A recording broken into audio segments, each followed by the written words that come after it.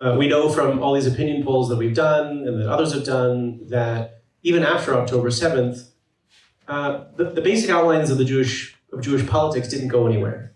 People who are left-leaning are still left-leaning, people who are right-leaning are still right-leaning, people who are centrist are still centrist. And yet a good chunk of us have sort of disappeared from the conversation in this polarization. Part of the solution of fixing that kind of discourse is reasserting ourselves, showing ourselves that we're there. But it's a test of some of the things that we're going to talk about on this panel, a test of pluralism, a test of leadership, a test of representation. Part of fixing our communal discourse rests on having better leaders and being better Jewish leaders, and surfacing the leaders who have been good and need to see that. We need to see them. So on this panel, our Canadian Jewish leaders have already been doing that in a variety of different arenas. In politics, in communal life, between clergy, interpersonally. So first let me introduce, I guess I'll go from this end over to me, Cantor Cheryl Wunch, spiritual leader of Congregation Shir Libeynu, and a member of NIFC's Newsroom of Canada's Rabbinic and Cantorial Cabinet. We have Kollins, the director of Canada for the Shalom Hartman Institute of North America. We have the Honorable Yara Sachs, who you heard already earlier, former Canadian Member of Parliament and Minister of Mental Health and Addictions. And Stephen Pincus, senior partner at Goodmans law firm, also founder and chair of Kaleidoscope, as well as having served on a number of boards and organizations like Bialik Hebrew Day School, the Jewish Agency, many others. What I want to dive right in, like we're done sort of we get it. We've been at this conference for half a day already. We got our 2 o'clock coffee, our 3 o'clock coffee, and our croissants. We're ready for the last sugar dose of the day to tackle one of the really tough conversations. Let's get into it just by going through in sort of a pre-planned order. Let's wade into this piece by piece. And Cheryl, I wanted to start with you first, because your work as a Jewish communal spiritual leader of a community, you have a flock, you have such a responsibility of unpacking the moment for many people. And so would you unpack for us where this all begins? What does Jewish leadership mean for a person in your shoes? Especially for Jewish leaders who have their own views. I mean, really, who of us doesn't have our own views? But you're also responsible for others. So help us open up the conversation, starting with you. Well, thank you. Thank you for having me. Thank you for this day. Ben, you've put so much work into all of this, and I just want you to know that we all appreciate everything that has come from you and your team.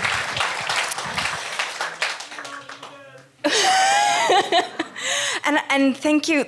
We are absolutely a room of friends here, so I'm going to breathe a little bit and know who I'm speaking with, and talk about what it takes to be a good Jewish leader in these times. And I'm not saying that I know all the answers, but this is just what I've been thinking about.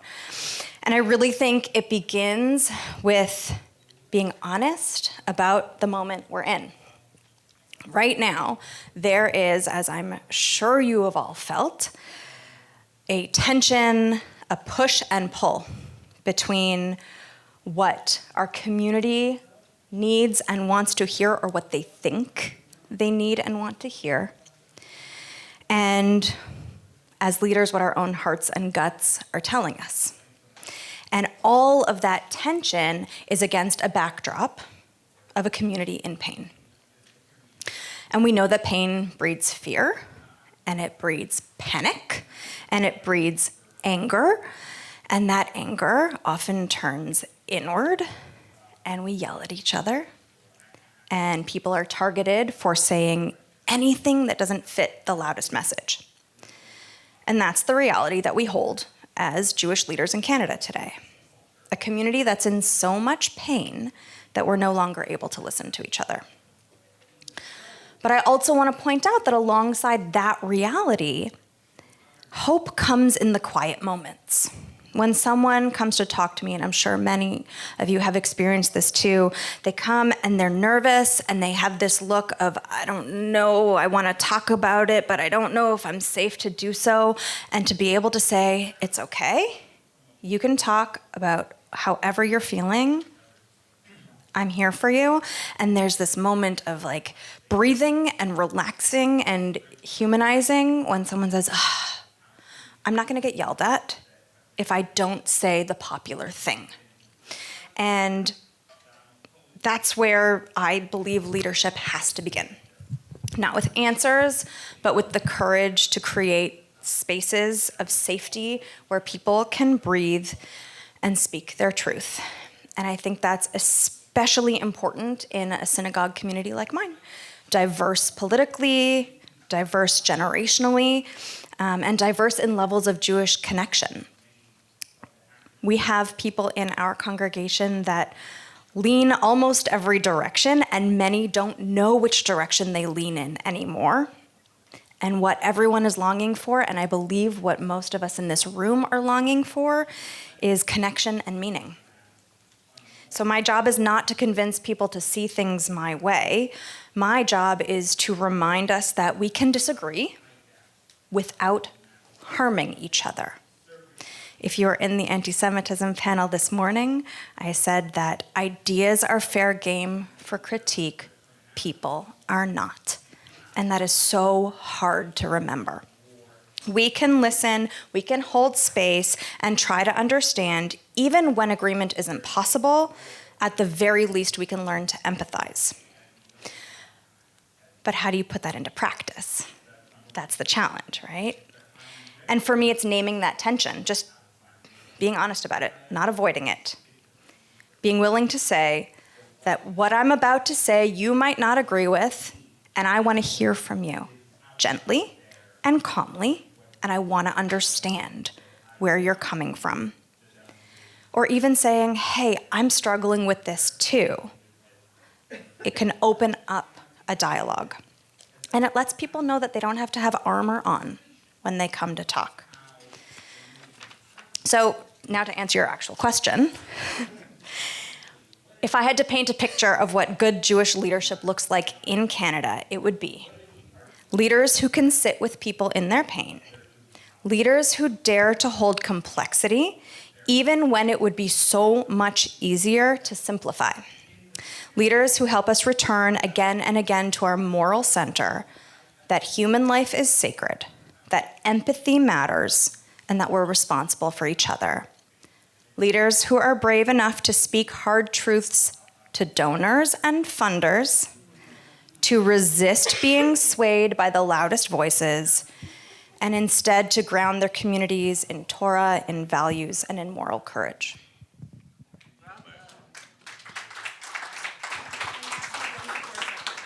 And that's your Yom Kippur sermon? Great. Shir Libeynu, everyone, just in a couple weeks. That transitions us well to Karen. I'm really pleased that you're here with us today because the Shalom Hartman Institute has been doing some incredible work, which is, I would argue, largely unknown across the whole community. If you ask people on the street, what's the state of Jewish public discourse, they would say, oh, it's horrible, nobody can talk to anybody. And actually, they are talking to each other. So I would love you, with many different kinds of Jews, I would love you to surface that work and tell us what that is, has been happening unbeknownst to all the rest of us. Thank you so much, Ben. I thought you were going to say if you ask people on the street what the Shalom Hartman Institute is, they would say it's a podcast. So thank you, Ben. And as Cheryl said, so many friends in the room. It really is amazing to be among friends from so many different parts of our work and my life, but also this work, so many leaders here, rabbis, lay leaders, leaders of other faith communities who are here, who have been touched and have been part of the network of the Shalom Hartman Institute. I'm very grateful to be here, and Ben, thank you for inviting me, and I'm exceptionally honored to lead the work of the Institute across Canada. I've been doing this work now for 4 years. As many of you for sure know the Shalom Hartman Institute, but maybe, as Ben said, are not familiar with the work that we're doing locally and the work we're doing across the country. The Institute itself is very broad. We have a hub in Jerusalem, a hub in North America, really in our head office in New York. But we also have regional centers across North America.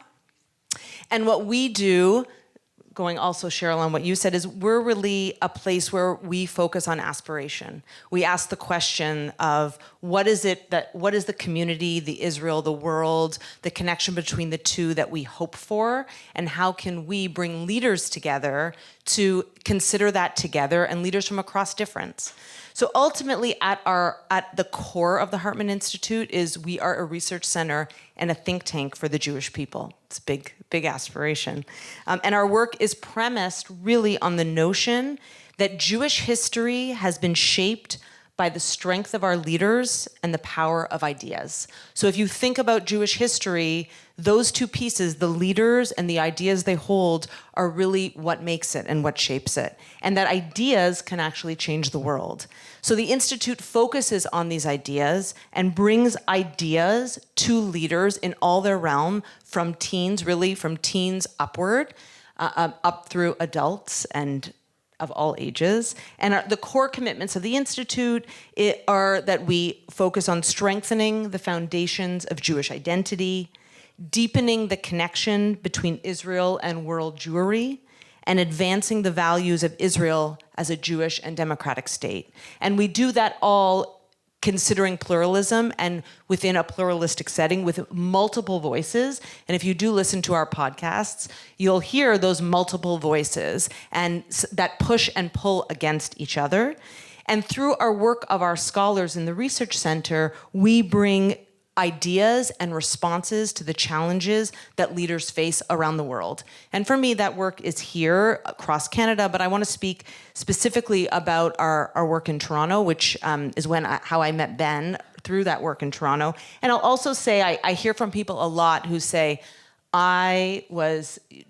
David Hartman was my rabbi in Montreal. So I want to name that one of the most wonderful parts of my work has been meeting people who historically were impacted by Rabbi David Hartman, whether it was at the Bailey Shul in Montreal, or through his work once he made Aliyah in the 70s and founded the Institute. And so many of the initial supporters of the Institute, they were Canadians. So while my position coming on in this role only 4 years ago, I was the first Canadian there are other Canadians, but Canadian professional living in Canada focused on Canada. And I don't think anybody then really considered the impact of the work of what it also would mean to bring Hartman to Canada, and the specificity and the nuance of what it meant for Hartman scholars to teach in Canada. And so the most amazing part of my role has been to work with our scholars and to help them understand when they come and teach in Canada what that means, that we are different, that there is a nuance. So here in Canada, the work has been broad. I'll talk specifically about the work in Toronto, which came out of when I started in 2021. We held a leadership convening from multitude of pluralistic voices of leaders, rabbis, lay leaders, communal professionals in Toronto. And we had multiple conversations to figure out what could Hartman's place be here. And what we heard loud and clear was, this is a very well-resourced Jewish community. And often Hartman works in communities, in smaller communities in the United States, helping them think about what it means to be a vibrant Jewish community. We have vibrancy here. But what we were told, what came out of those consultations, was what Hartman can do is help bring people together across difference. We're a vibrant community, but we live in our silos, we live in our echo chambers. And this was coming from across denominational and political voices across the city. So that's what we did. So I just saw a bunch of people nodding their heads. They're okay. Like, oh yeah. Oh yeah. So that's what we did. So for the last 2 years, we're moving into our third year. We developed 2 cross-communal learning cohorts. Again, Hartman is an educational institution. We focus on learning. And if you come to a Hartman program, our programs are rooted in text, both traditional and contemporary. One does not have to come with any background in text study, but that's the source and the core of our work. And so we convened 2 cohorts, one a senior communal professionals cohort and one a lay leaders cohort. And I went out to across our community, across denominational, political, geographic, all of those age, all of those lines. And we've put together, we're moving into our third year, those two cohorts where Hartman scholars who travel to Toronto, only after I've taught them about what it means to come here, who teach to our cohorts, and they learn with us over the course of a year. Some examples of the classes, what we talk about models of community. We talk about power and vulnerability. We talk about living as Jews in a modern world. And around our table, from this community, and there are many in this room that have been in those around that table or who are joining us in this coming year, are representatives from the Haredi community, are representatives from our downtown shuls, are representatives from organizations like J-Space Canada and New Israel Fund, and I could go on and on and on. And so when we talk about bridging difference and people speaking to one another, and I'll say this, it's not political. So I'll just give one little story and then to share. When we started this, the first of these cohorts, it was during the judicial reform. And one of the Orthodox rabbis who I have built a relationship with, he said, I will support this and I'm going to nominate a lay leader. But he had heard some of the things that were coming out from certain people in the Institute in Israel around judicial reform, and he wasn't happy with what was, wasn't not happy, it wasn't his cup of tea. And he said, but I don't want you to focus on Israel. Focus on community, focus on building bridges, focus on understanding each other. And that was right before October 7th, and our first session was on October 21st, 2023.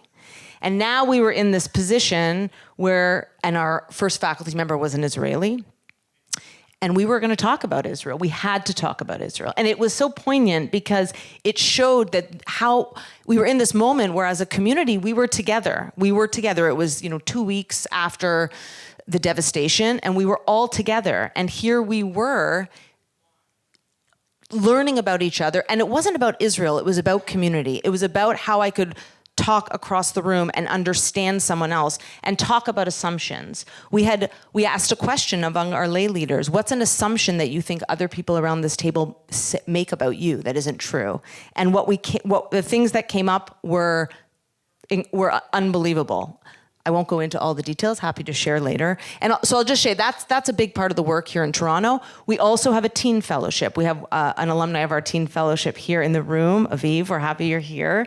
And the teen fellowship, which is a North American-wide program, has 380 teens in it this coming year. 25 of them are from Canada, from across Canada, and those numbers are growing. And those teens are learning in the same way that our adults were, and they are bridging across difference. Our cohort from Toronto that's meeting tomorrow for the first time has members who go to Chat, who go to B'nai Akiva schools, who go to private non-Jewish schools, and who go to public schools. That is who we're bringing together, and those are all teens from Toronto. So we're very proud to be able to bring these multiple voices together, and we want to ensure that not just Israelis and North Americans don't disconnect from one another, but that locally here, that we talk to one another, and that we don't walk away from each other.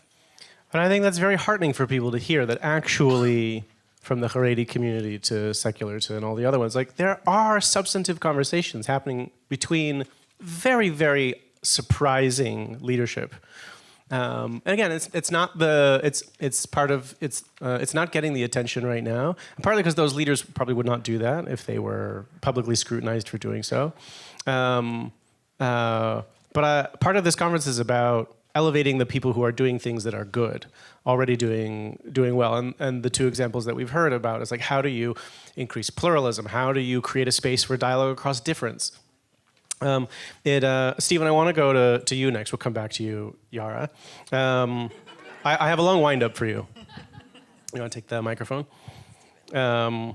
I want to broach a slightly different angle of this conversation because yes, it's critically important for good Jewish leadership to hold the space for all kinds of Jews. And that's, I think, if we had one big ask of the Jewish community is, we have our political perspectives or our approach to Israel are here, we're not going anywhere, and we would like to be included. But also part of this polarization that we've been seeing is this like weakness in the middle of Canadian Jewry. Particularly progressive Zionists like ourselves, but I would also argue among many centrists. We need to be pluralistic, but we also need to assert ourselves. And we need to not just ask politely for our place in communal discourse, but to step up to the table, unasked, to be there. And you've been a part of building several Canadian Jewish initiatives, like the Hatikva slate, like Kaleidoscope, which is purposefully adding things that are missing to the communal discourse.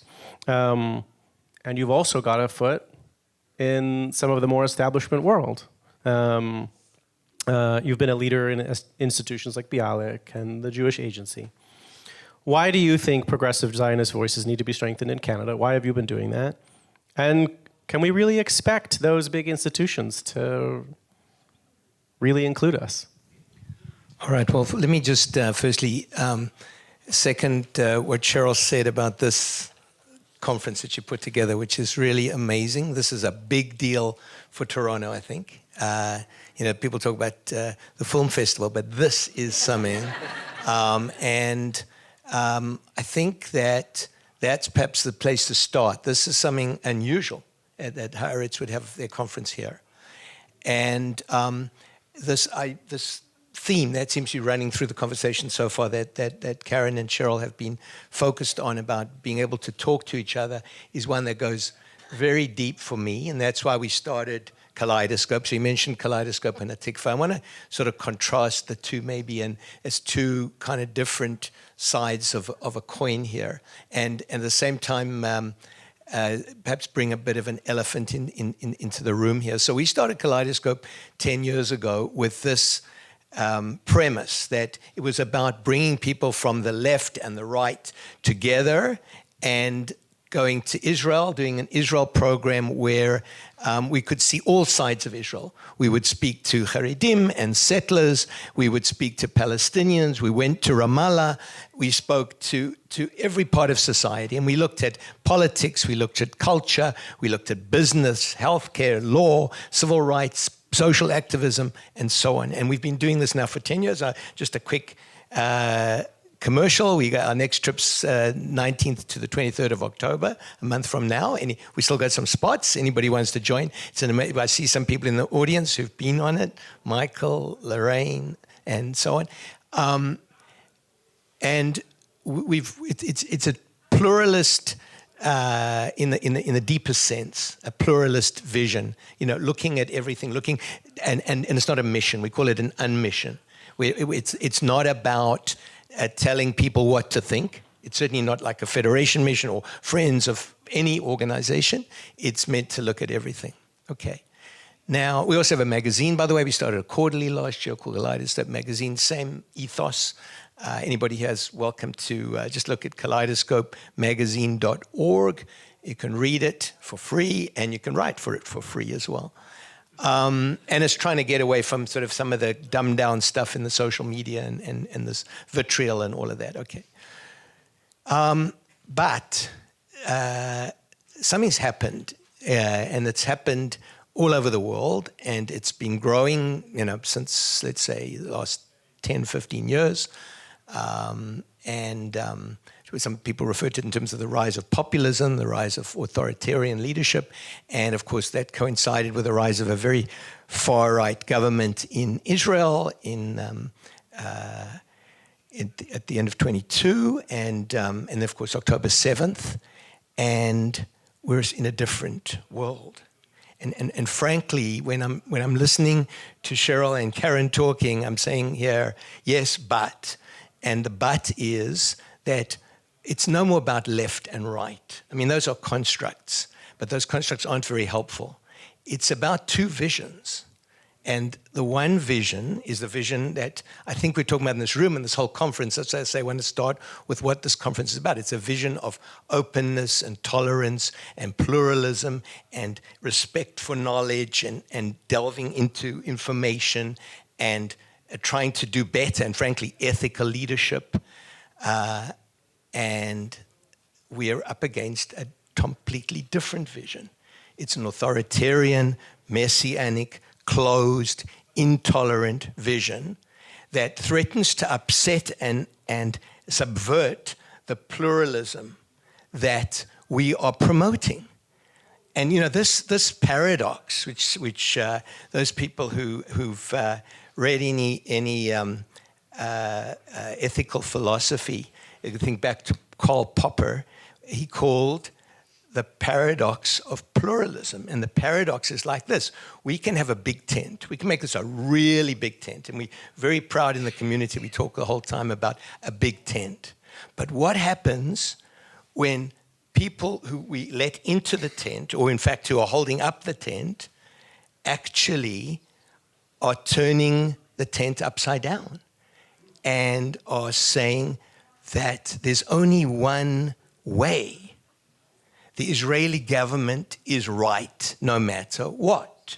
We in the diaspora cannot take a stand on the Israeli government. There's a judicial coup, and we are the only federation, the Toronto Federation, the only major North American federation that refused to take a stand against the judicial coup October 7th, 23. Just one example. Now, I'll give you mentioned Hatikva. Okay, so Hatikva, there was the first World Zionist Congress election in Canada in the past 20 years, living memory for most of us. We suddenly had this exposure to Zionism and what it's all about. There were 9 slates, and Hatikva was the only independent slate for a democratic Israel. And by independent, I mean we were not affiliated with a particular synagogue movement. We came into it with expectation of maybe being lucky to scrape by with one mandate. And we ended up with 3 mandates together with our pluralist partners in the Reform and Conservative Masorti movements. We got a majority of the voters in the election. That lines up completely with your study, and I may tell your studies that over the last number of years that show that a majority of Canadian Jewish community are pluralists, are in that camp of what I've referred to sort of the first camp, the open camp that belongs here at this Haaretz Conference. And yet, in our journey, in our campaign, we went, and I won't name the names, but we went to a number of organizations who are pluralist, who promote pluralism, who promote openness, who have the same values for a liberal democratic Israel as we do. And they refused to promote us, refused out of fear that they would upset the other side, because we're pluralists. And if we're pluralists, how do we take a position? And how do we argue? We've got to sort of go into like turtles into the shell. And I think a lot of people are doing that everywhere when they see everything that's going on. So I won't say any more about it now because I know we're going to go around again. But we can talk then about where do we take that? Thank you, Stephen. Again, we're moving in a progressive order from, we're progressive order. We're progressing in a progressive order from like the base need for pluralism and how do we ourselves hold multiple views and that we should be a part of a community conversation. And you've just broached one of the things which is really the toughest, which is when we can say that we want pluralism, but there's some people in the community who completely disagree with what we would term pluralism. And there's some more strenuous views out there that like just really want to exclude us. And they don't care for pluralism. So it's a way of getting to Yara.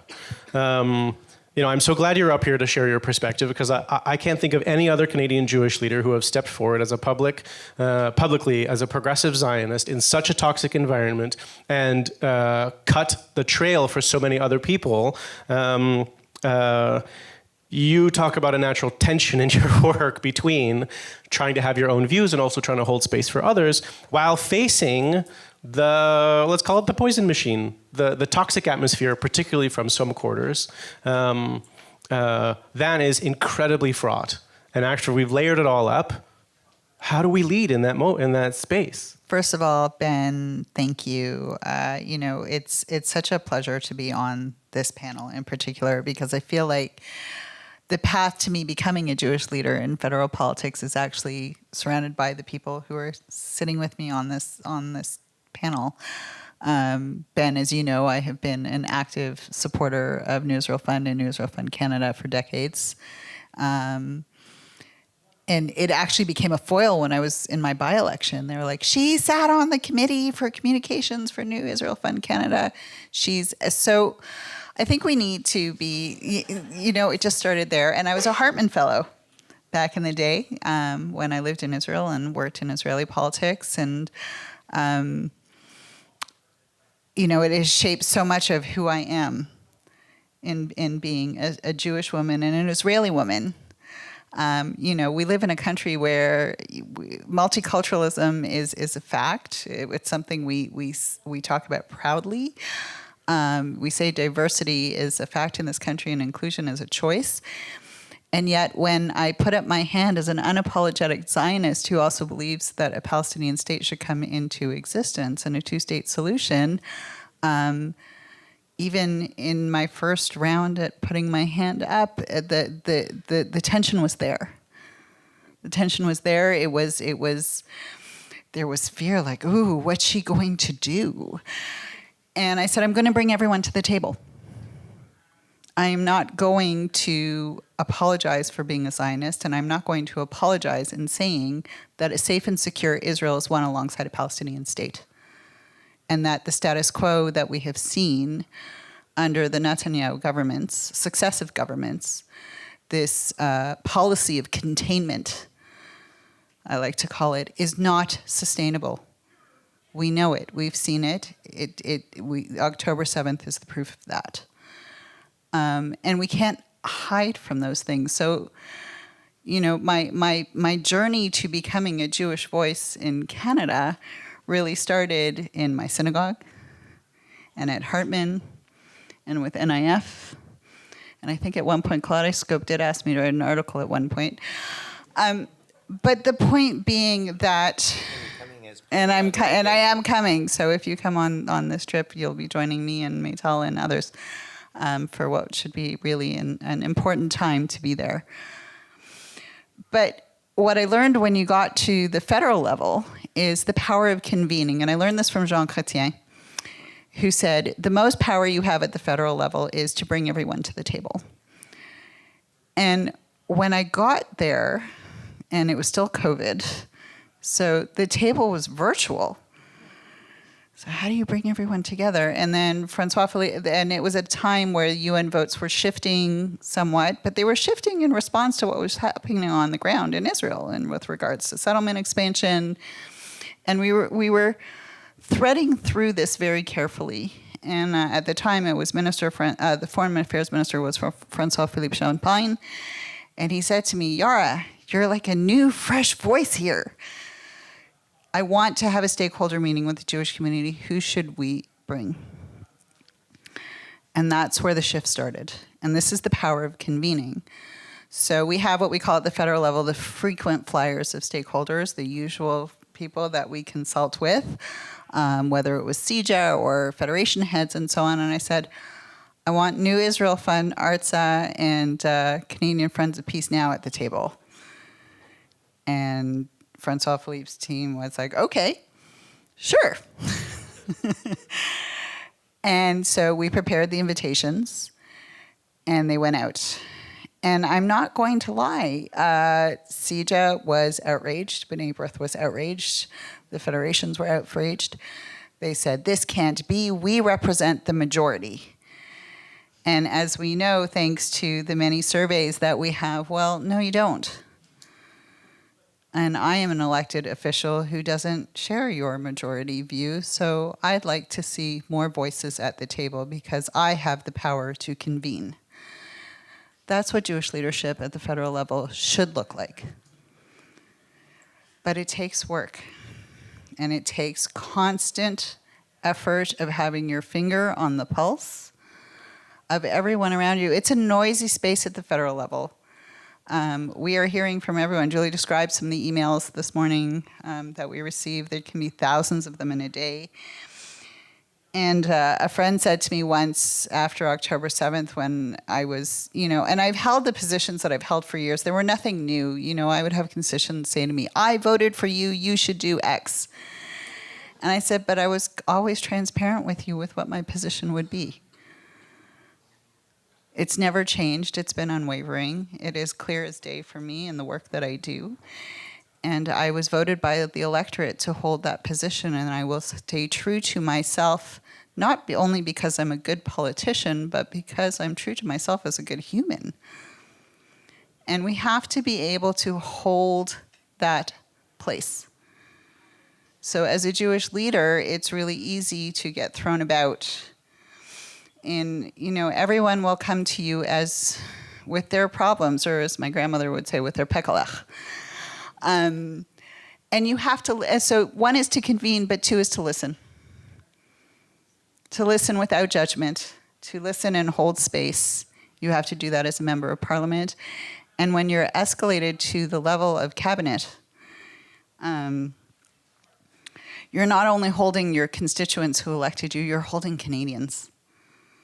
And you're holding Canadians who are grappling with really, really hard things.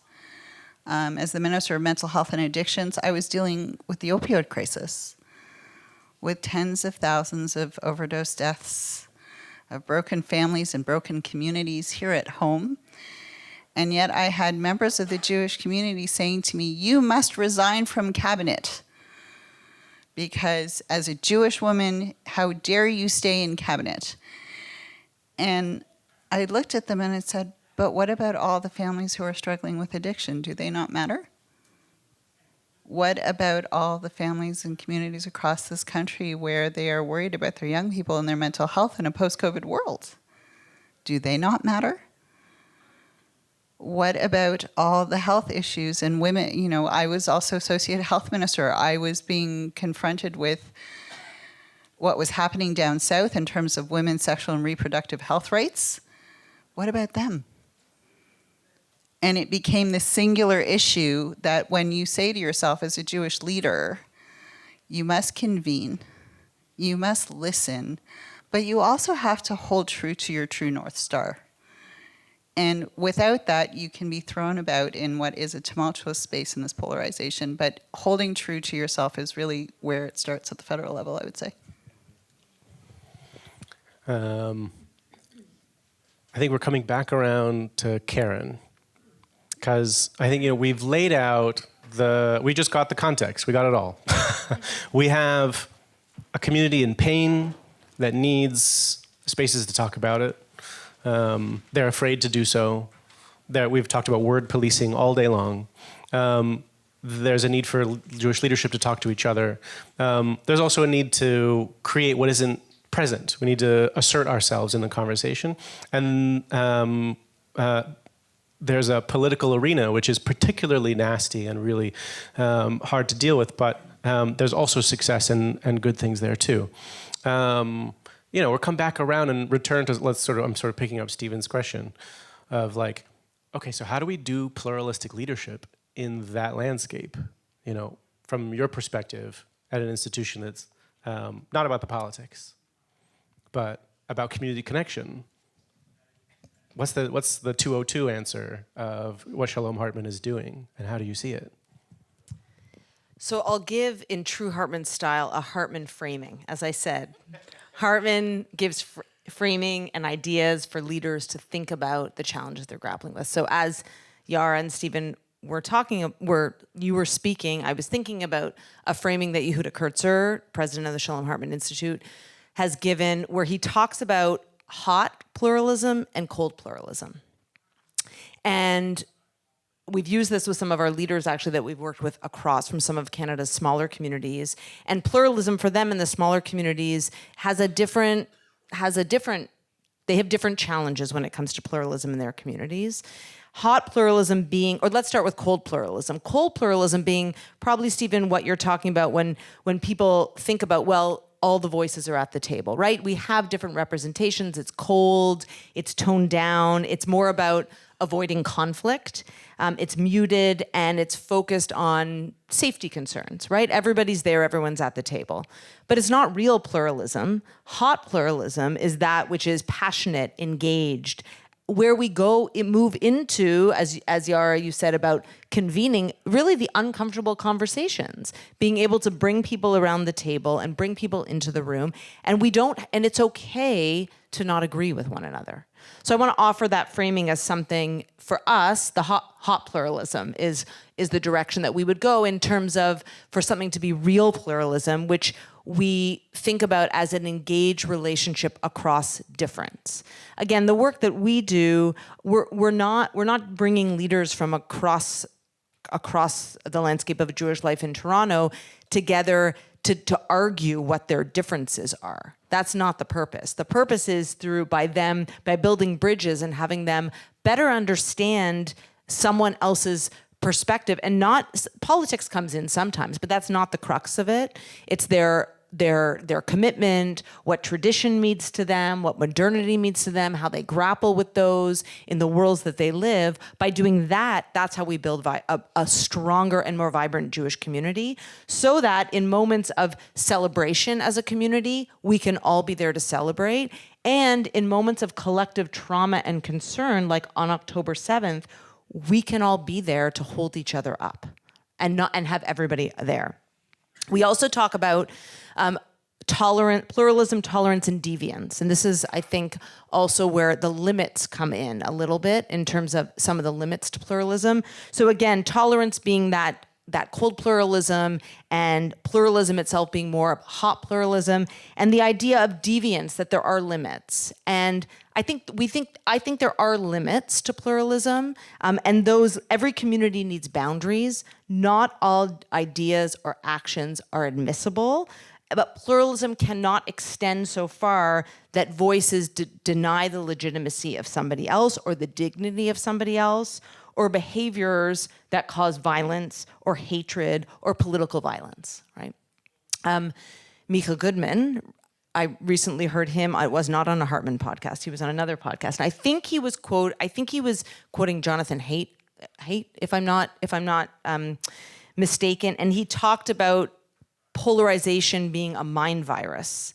And that this mind virus is when your mind cannot see that there are two irreconcilable camps, one good and one evil, and you sit on one of those sides.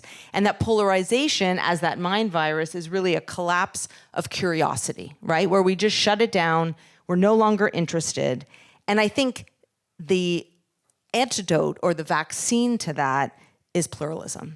That when we can see each other and acknowledge the difference, somebody else's perspective, their point of view, with their lived experience, where they're coming from, that's where we, in this world of polarization, can bring things much closer together. And it's slow. I think it's slow work. It's long-term work. And I'm very proud of the leaders who are doing this work, whether it's with Hartman or elsewhere. And we've seen so many of those today throughout the day. I want to ask one thing here. I think what's so interesting about the vision of pluralism, the tools used to advance a conversation of pluralism, in the Shalom Hartman curriculum and the teaching. I mean, I did the professionals cohort last year, and I have such immense respect already for the Shalom Hartman Institute, and Daniel Hartman is my prophet. Yossi Klein Halevi is not my prophet. Rabbi Daniel Hartman is my prophet. But when the teachers came to speak to us, I'm not saying anything that Yossi Klein Halevi has not said publicly, but he said to our group of leaders, this is not the Holocaust. We need to take the temperature down a bunch. And I felt that there are voices in the room, very powerful voices, almost maybe a majority of people who had spoken up at that time, who really were adding to the hyperbole. And it was the teaching and the teachers who really were like, can we have a reality check? And I thought that is an extra part of the importance of what Shalom Hartman is doing. There's a depth of teaching and historical perspective that the scholars are bringing. And I think it's not just like, there's a bunch of us around the table. Why is that important? Or is it important? Or is it just because there's a bunch of scholars who are particularly strong-willed folks at your... Well, they are pretty good. Yeah. I think it is important. I think that this idea, it's fascinating to me, having come into this work, the idea of really bringing text into everything that we do. And again, everybody coming across around that table from different perspectives, different educational backgrounds, but we're showing that, and what a big part of what is shown by these teachers is that these very disagreements, this discontent, these arguments are in our tradition. And so we as a community we should not be afraid to bring this to the surface. It's in our tradition, it is who we are, it is what we do as a Jewish people, and it is what has made us strong. And we should continue that in our work as community and courageous leaders. I agree. No, I think it's something about leaders themselves being pushed. There's something about leading and not just following your flock that I think has come up a number of times. Stephen, there was more that you wanted to say about the challenge of pluralism.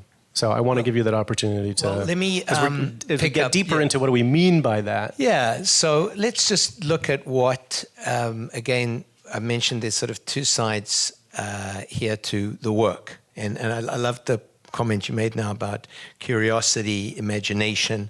I also want to just say the obvious, which is that nothing's static. And I think of Yossi Kleiner Levy, he's moved. Everybody's moved. And moving is not bad. Moving is good. Being able to move is good. And I've been through my own journeys and seen a lot of different parts of the community over here. And I can say that I've seen a lot of parts of the community, right from the ultra-Orthodox right across the spectrum to from the inside. And that's, I think, important. I think people need to listen and need to do all of this. But I think when we come back to this question of this moment, there's two types of things we can do. If we want to walk out of here and say, like, okay, this is all very well, it's nice to hear this, like, what's next? So, and that's why when you come picking up again on Kaleidoscope and on Hatikva. So the one is what I'd call activism. And that could be anything. It could be signing a petition. It could be going to a protest. It could be volunteering in an organization here, an organization in Israel. It could be, it's doing. Yara said political campaign. Hint. I was going to get to politics, and that's why I'm saying Hatikva. That was a exercise, and the exercise there was to try and see how many people in the Canadian Jewish community would identify themselves as Zionists. That's a whole another discussion, as we've been having today. It's a moving target. What is a Zionist today? Where your survey shows that, there's a big difference between people who support Israel, close to 100% of the community, and people who identify today as a Zionist, only about half of the community. That's a whole different discussion. But, that being part of politics, that's all activism. And I think it's really important because, they say that you don't create action from hope. You create hope from action. And this is really about I think, again, we talk about these two different visions. It's the vision based on fear, and it's the vision based on hope. And I think what we're talking about today, there's all this fear looming in the background. But the reason everybody came to this conference today is because somewhere inside them they say there's hope. Otherwise, they wouldn't come to a NIF J-Space Haaretz Conference, right? So, but the other side, and this I want to go back then to what Karen was talking about with what Hartman does and what we have been trying to do with Kaleidoscope and with other organizations, and that's about education. So there's activism and there's education. And I think you can't have the one without the other. And I think at the end of the day, what we have, again, global issue, authoritarianism, populism, etc., the only antidote to that is education. We can do as much as we like in terms of the activism side, but for the longer term, and it's all about the young people. And I have to say, I just, have to say that when I see young people in the room, there's some here, it really gives me a good feeling. On Kaleidoscope, we always try and have about 20-25%, although most of the people are kind of north of 50, but we're always trying to have the under 30s or under 35s. And they're the ones who are going to change the world at the end of the day. It's not my generation is going to change the world at this point. So we can help facilitate. And that's why what we're doing with our next venture with Kaleidoscope, actually, which we're just launching now, is something called Kaleidoscope Leadership Forum. There's more on that in the future. But I think training young leadership or building it, educating, is really the key work, along with the activism. No, the situation we're facing now is a crisis of leadership. The number of Jews are here in our space, but what will it take us to be a part of our community conversation, to be visible and to be there? And I think one of the biggest things holding that back are you call them the deviants, some really toxic, unhealthy actors. I want to go to Yara, and then we'll close out with Cheryl, your thoughts on this. What do we do about the fact that a great many Jewish leaders who have good values, who are in a place to make a difference or to speak up or to create better spaces, are terrified, and they don't want to step forward because of the toxicity? I think I'm probably the best person to answer this question in the Canadian context right now. One of my friends said to me in the maelstrom of all of this, if everyone's angry at you, you must be doing something right. I think there are two types of issues that come up with the toxicity that we're seeing. And one, yes, Karen, I agree with you, it's the deviance. It's like the gentleman that I had to issue a notice of cease and desist on social media because of the lies that he was perpetuating in the middle of my campaign, which were spurring people to show up at my front door banging and scaring my children. My volunteers had to wear body cams in Jewish neighborhoods. In my riding, I received death threats. I had to have police escorts to be able to knock doors. And it included Rebel News, who also did their own campaign over the course of a year to try and silence me. So in the face of that, I would say the more courageous you are, the angrier they get. And will I say that there were days that were always strong? No. There were days where it was really hard. I consider it abuse. I consider it political violence. I am happily recovering from that and enjoying time with my family now. But I'm not done. And I think we can't be done because hope is, as Stephen was saying, hope isn't, there's hope and there's action, but I look at it a little bit differently. Hope is strategic as well. And when we do that in policy, when we do that in politics, the New York Declaration and what was voted on at the UN yesterday is when hope is strategic.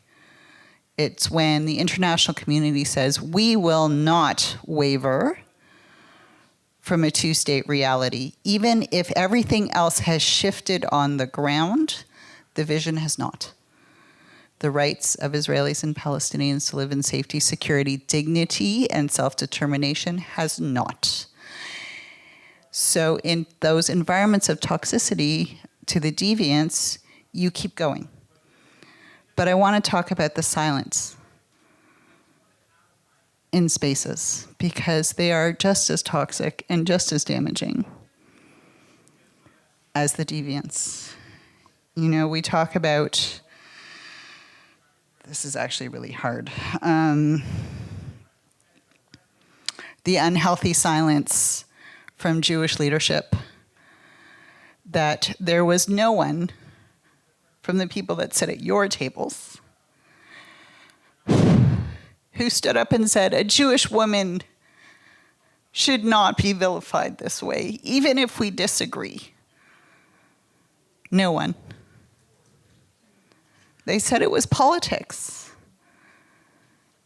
It's a blood sport. You should just take it. And to that I will say no. No. For the sake of my children, your grandchildren, for the sake of political discourse in this country, no. Because I have plenty of gray hair under here, and I'm not doing this for me. I do this for my children. Do you know how many young Jewish Canadians have come up to me? Young Muslim Canadians have come up to me and said, thank you for being the voice that saw everyone. Not always, I wasn't perfect. But thank you. Thank you for not politicizing tragedy. Thank you for not politicizing trauma. Thank you for being a voice that said, this cannot be. Well ahead of when yes. For going to Ramallah to meet with Mahmoud Abbas as a Jewish woman, as an Israeli woman, to stand up for what is the reality and the vision that should be.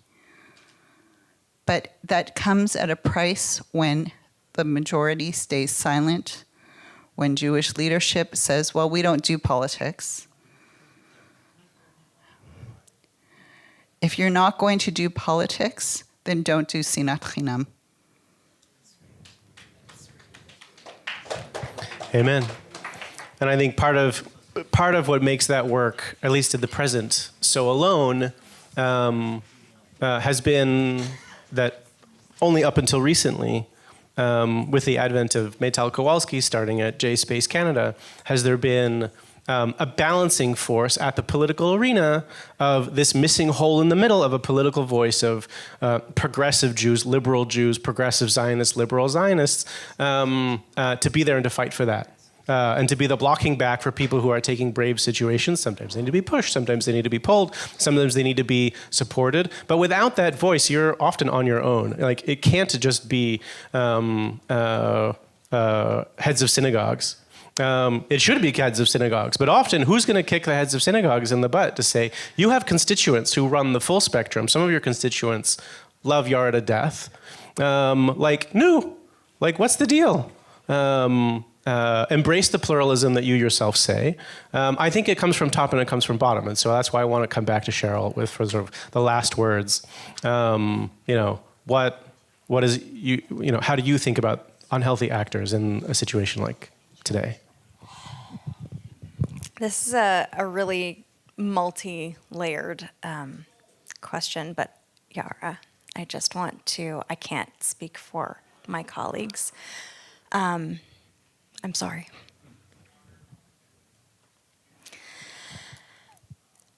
I always try to think about the human behind the rhetoric, and sometimes it works to pull someone aside and have a conversation. And I've seen it work and say, hey, the words you're saying are really strong. Can we actually talk about this person to person? And sometimes it works, but sometimes it doesn't. And I think we're thinking now about the times when it doesn't. And that's when we have to remember that our moral center isn't found by averaging out the extremes. And I think we're so tempted to do that. We want to be in between the two extremes. It's not where it is. Our moral center is the principles of human dignity and the value of human life, period, full stop.